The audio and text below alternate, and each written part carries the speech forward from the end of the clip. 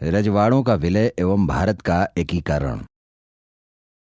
British शासन की समाप्ति और भारत के स्वतंत्र हो जाने के पश्चात भारत के आधुनिक राष्ट्र के रूप में गठन के मार्ग में सबसे प्रमुख चुनौती थी विभिन्न रजवाड़ों द्वारा शासित देशी रियासतों का भारत संघ में विलय। इन रियासतों के भारत में विलय के बिना भारत संघ के गठन की संकल्पना साकार नहीं हो सकती थी। ब्रिटिश राज के तहत भारतीय देशी रियासतों को देश के भीतर स्वायत्त शासी इकाइयों के रूप में मान्यता प्राप्त थी। ब्रिटिश शासन की सर्वोच्चता स्वीकार करते हुए ये रियासतें अपने क्षेत्र में कार्य करने हेतु स्वतंत्र थीं। ब्रिटिश सरकार ने 1857 ईस्वी की क्रांति के बाद से ही भारतीय देशी रियासतों के प्रति सीमित हस्तक्षेप की नीति अपनाई थी। इसका कारण ये था कि हड़प नीति, सहायक संधि आदि के द्वारा भारतीय रजवाड़ों से उनका क्षेत्र छीनने के कारण असंतुष्ट विभिन्न देशी रजवाड़ों ने 1857 ईस्वी की क्रांति के दौरान विद्रोहियों का साथ दिया था, जिससे ब्रिटिश शासन के समक्ष भारी मुश्किलें खड़ी हो गई थीं।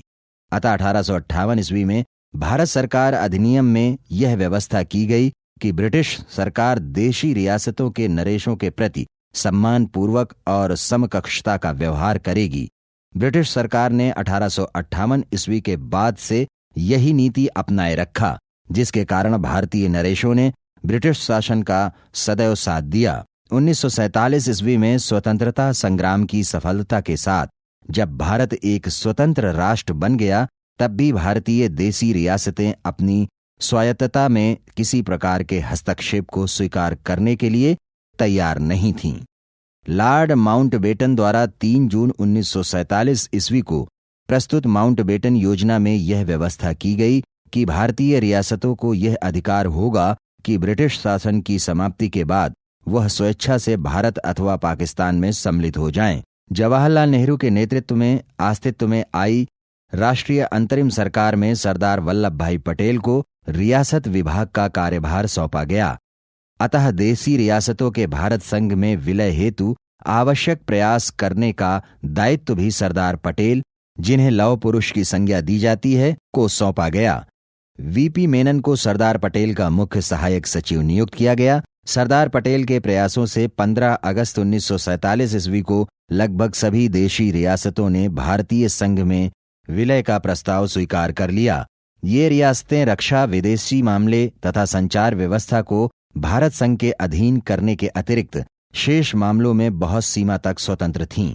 स्वतंत्रता के उपरांत केवल 3 देशी रियासतों के विलय का प्रश्न अनसुलझा था। ये रियासतें थीं जूनागढ़, जम्मू एवं कश्मीर तथा हैदराबाद रियासत। अब हम इन रियासतों के भारत में विलय का क्रमशः अध्ययन करेंगे। नंबर 1, जूनागढ़ रियासत। यह आधुनिक गुजरात राज्य के सौराष्ट्र तट पर स्थित एक छोटी सी रियासत थी। यहाँ का नवाब मुस्लिम तथा जनता हिंदू थी। यह चारों ओर से स्थलीय क्षेत्र से घिरी तथा भारतीय क्षेत्र के अधीन थी।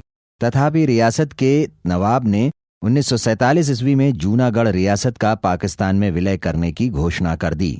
नवाब का निर्णय रियासत की जनता की इच्छा के विरुद्ध था। जनता अधिकांशतः हिंदू थी और भारत में विलय की आकांक्षी थी।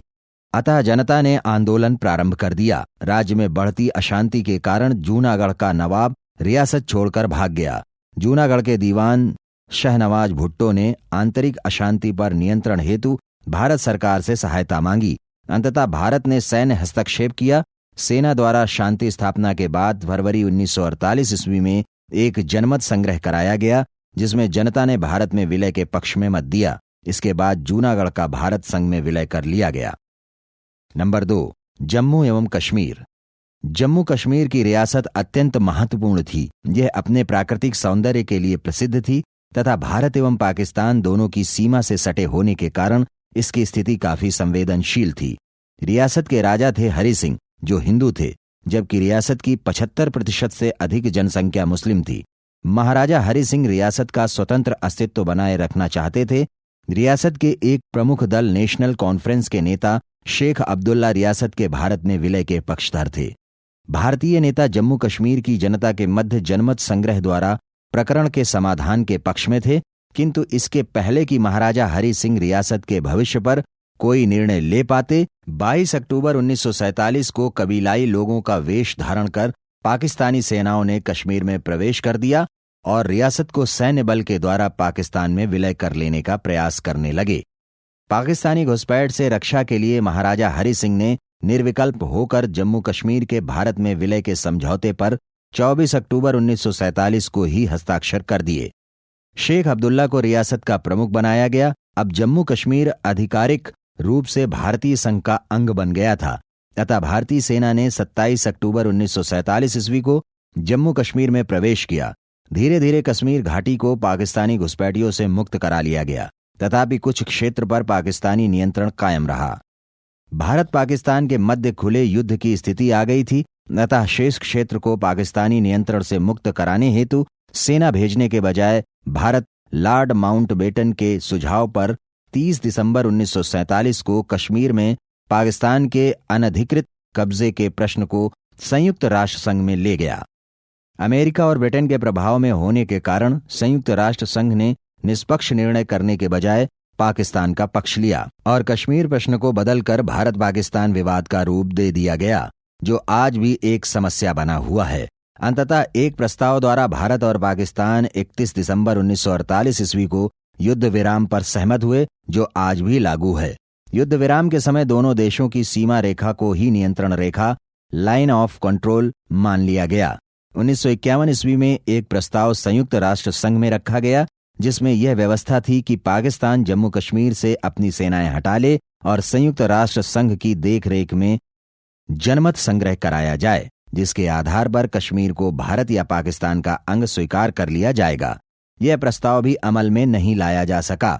कारण था पाकिस्तान द्वारा अपनी सेनाएं हटाने से इनकार किया जाना। आज तक भारत एवं पाकिस्तान के मध्य कश्मीर प्रकरण विवादित है।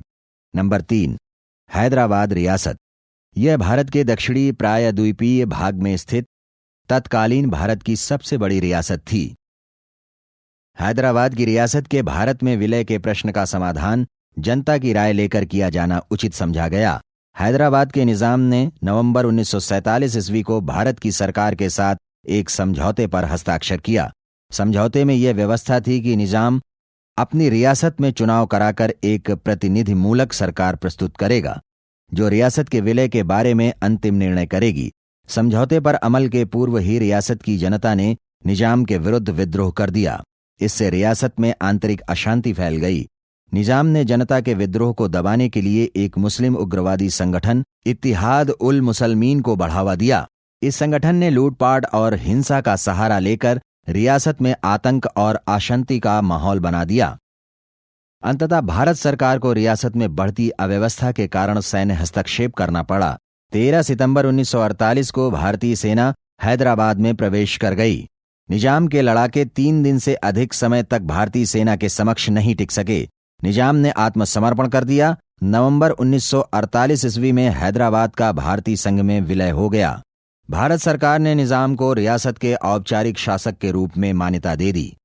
हैदराबाद रियासत के विलय के साथ ही भारत संघ के साथ देशी रजवाड़ों के एकीकरण का कार्य संपन्न हो गया, किंतु अभी भी देश के कुछ हिस्सों पर फ्रेंच एवं पुर्तगालियों का नियंत्रण बरकरार था। अतः अब इन क्षेत्रों के भारत संघ में विलय हेतु प्रयास प्रारंभ किए गए। फ्रांसीसी क्षेत्र का विलय। स्वतंत्र भारत के 3 प्रमुख क्षेत्र फ्रांसीसी नियंत्रण में थे। ये थे पांडिचेरी, जो कि तमिलनाडु राज्य की राजधानी चेन्नई के निकट स्थित था, माही, जो कि केरल राज्य के कालीकट तट के समीप स्थित था, तथा चंद्रनगर, जो कि आधुनिक पश्चिम बंगाल में स्थित कलकत्ता नगर के समीप स्थित था। ये तीनों क्षेत्र एक शांति समझौते के तहत नवंबर 1954 ईस्वी में फ्रांस ने भारत को सौंप दिए। पुर्तगाली क्षेत्र का विलय।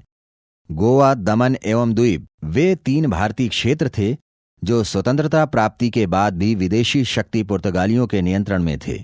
क्षेत्र की जनता भारत संघ में विलय की आकांक्षी थी। इसी कारण इन क्षेत्रों में कई बार जनविद्रोह भी हुए, किंतु पुर्तगाली शासन ने जनविद्रोहों का बलपूर्वक दमन कर दिया। भारत ने प्रारंभ में शांति वार्ता द्वारा प्रकरण के समाधान के प्रयास किए, किंतु पुर्तगाली प्रशासन के अड़ियल रवैये के कारण अंततः भारत को सैन्य विकल्प अपनाना पड़ा। 17 दिसंबर 1961 को भारतीय सेना को गोवा में प्रवेश करने का आदेश दे दिया गया। गोवा के पुर्तगाली गवर्नर जनरल ने बिना प्रतिकार किए ही आत्मसमर्पण कर दिया। अंततः 19 दिसंबर 1761 ईस्वी को गोवा, दमन एवं द्वीप का भारत संघ में विलय कर लिया गया। इस प्रकार भारतीय क्षेत्र पर काबिज विदेशी शक्तियों को पूर्णतः भारत से बहिष्कृत कर संपूर्ण भारतीय क्षेत्रों के भारत संघ के साथ एकीकरण का महत्वपूर्ण कार्य पूर्णतः संपन्न हो गया। ब्रिटिश राज एवं भारतीय रियासतें। स्मरणीय तथ्य। नंबर 1, ब्रिटिश काल में भारत में 562 रियासतें थीं। नंबर 2, 1740 ईस्वी में पहली बार फ्रांसीसी गवर्नर डुप्ले ने भारतीय रियासतों के आंतरिक मामलों में हस्तक्षेप करके भारत में राजनीतिक सत्ता प्राप्त करने का प्रयत्न किया। नंबर 3, 1765 ईस्वी में मुगल शासक शाह आलम द्वितीय ने अंग्रेजों के दबाव में आकर इलाहाबाद की संधि के द्वारा बंगाल, बिहार एवं उड़ीसा की दीवानी उन्हें दे दी। नंबर 4, लॉर्ड वेलेजली ने सहायक संधि के माध्यम से भारतीय रियासतों को ब्रिटिश राज्य पर निर्भर रहने के लिए बाध्य किया। नंबर 5, लॉर्ड डलहौजी ने गोद लेने की प्रथा समाप्त कर भारतीय रियासतों पर साम्राज्यवादी नीति अपनाई। इससे रियासतों और कंपनी के बीच संबंध और कटु हो गए। नंबर 6, 1858 ईस्वी के अधिनियम महारानी का घोषणा पत्र के द्वारा ब्रिटिश क्राउन के शासक ने भारतीय रियासतों के साथ समानता का व्यवहार करने तथा गोद लेने जैसे अधिकारों की छूट दे दी। नंबर 7, 1905 ईस्वी से भारतीय रियासतों के प्रति सरकार की नीति बहुत सौहार्दपूर्ण एवं सहकारिता की रही। नंबर 8, लॉर्ड लिटन के सुझावों के आधार पर कालांतर में मॉन्टेग्यू चेम्सफोर्ड सुधार एक्ट के तहत नरेश मंडल का गठन किया गया, जिसका उद्घाटन 1921 ईस्वी में किया गया। नंबर 9, 1935 के अधिनियम के तहत भारत संघ में देशी रियासतों को शामिल करने की बात कही गई, परंतु रियासतों ने इसे अस्वीकार कर दिया। नंबर 10, नेहरू जी के अंतरिम मंत्रिपरिषद में सरदार पटेल भारतीय रियासत विभाग के मंत्री थे। सरदार पटेल के आग्रह पर 15 अगस्त 1947 तक लगभग सभी रियासतें भारत में शामिल हो गईं, जबकि हैदराबाद, जूनागढ़ तथा जम्मू कश्मीर शामिल नहीं हुए। नंबर 11, कश्मीर रियासत ने विलय पत्रों पर 24 अक्टूबर 1947 ईस्वी को हस्ताक्षर किया। नंबर 12, जूनागढ़ और हैदराबाद ने 1948 में विलय पत्रों पर हस्ताक्षर किए। नंबर 13, छोटी छोटी रियासतों को वहां के प्रांतों में शामिल कर दिया गया। नंबर 14, 1956 ईस्वी को राज्य पुनर्गठन अधिनियम पारित कर भारत संघ को 14 राज्य और 6 केंद्र शासित प्रदेश में बांटा गया। नंबर 15, वर्तमान भारत में 29 राज्य और 7 केंद्र शासित प्रदेश हैं।